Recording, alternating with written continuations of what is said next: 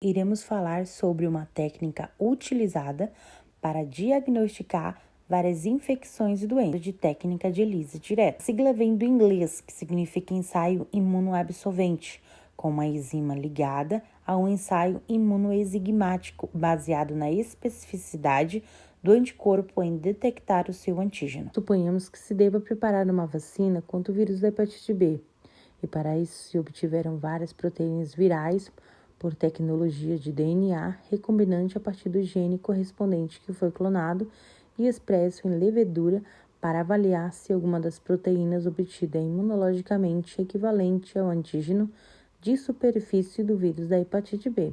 Nesse caso, além dos antígenos em estudo, é necessário ter um conjugado que reconheça especificamente o HSG, composto por anticorpos específicos contra o antígeno que se ligam covalentemente em relação constante com uma enzima como a peroxidase. Além disso, todas as incubações e reações necessárias são realizadas em uma placa de microtitulação para ELISA, feita de um material que permite a adesão de proteínas de forma não específicas. Para avaliar a utilidade dos diferentes antígenos obtidos, eles são ajustados para a concentração desejada e é usado para sensibilizar a placa ELISA. Cada cavidade é adicionado um dos antígenos a serem estudados e a placa é incubada nas condições apropriadas. Muitos dos antígenos ficarão fixados em suas cavidades correspondentes. A maioria dos antígenos que não foram ligados serão removidos com o sobrenadante.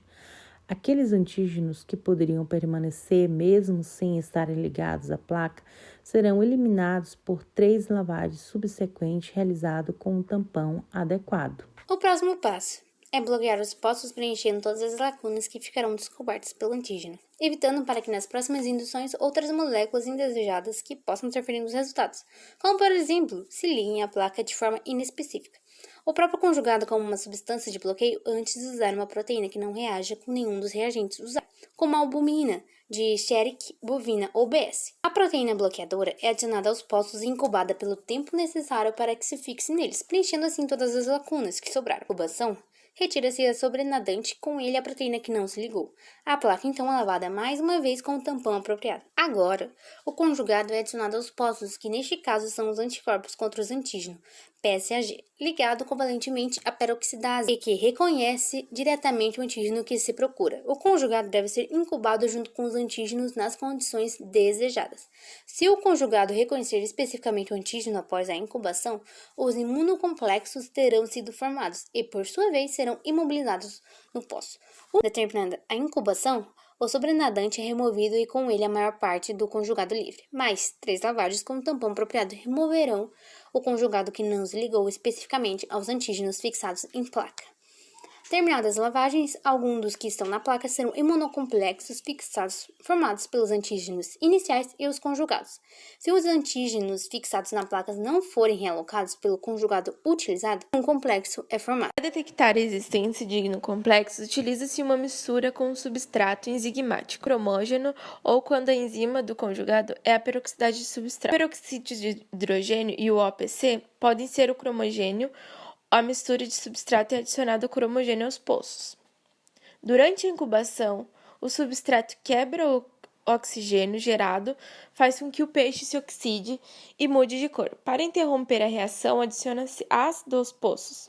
O ácido desnatura e a enzima estabiliza a cor. A reação positiva é observada quando o poço muda de cor amarelada, pálida para uma cor mais acre, escura. É conveniente avaliar as amostras, ou em duplicata ou triplicata, para evitar erros na placa que aparece na imagem.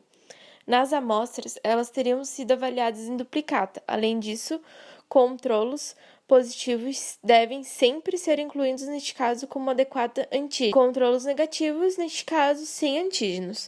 O controlo serve para saber se a técnica foi realizada corretamente, como uma referência para determinar quais das amostras avaliadas são positivas e quais são negativas. Neste exemplo, as amostras com os antígenos que foram reconhecidas pelo conjugado antígeno e que aparecem circundadas por quadrados azuis seriam positivos. Embora a leitura visual dos resultados seja possível em laboratório, a leitura normalmente é feita com um leitor ELISA ou espectrofômetro, que fornece uma leitura objetiva dos resultados.